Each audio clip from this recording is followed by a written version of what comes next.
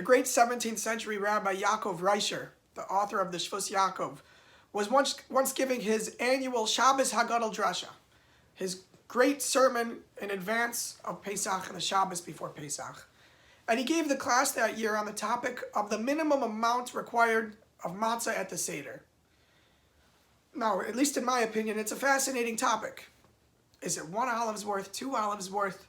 Is it the eating at the beginning of the Seder, at the end of the Seder? Which eating of matzah is most critical? Has the size of the olive changed?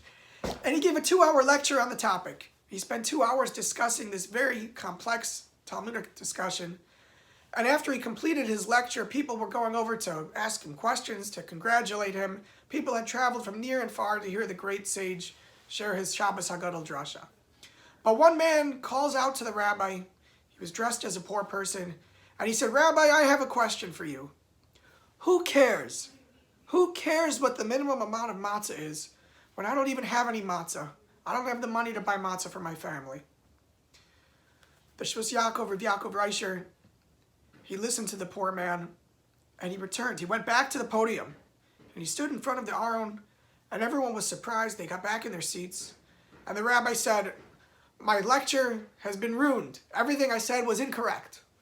The minimum amount of matzah for the Seder is to make sure that everyone in the community is taken care of, to make sure that there's not a Jewish person who's unable to provide for their family, to make sure that there's not a person who's unable to get matzah for Pesach.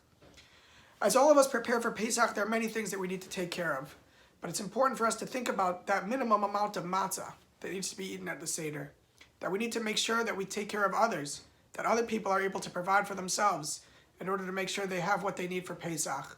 It's a very difficult time of the year, certainly this year with the pandemic, and there are many people who need our help. We're beginning this week our Ma'os Chitim campaign, an annual campaign that takes place in this shul, together with many other shuls across the world, where we collect money to be able to distribute to those who need help with their basic needs to fulfill the holiday of Pesach.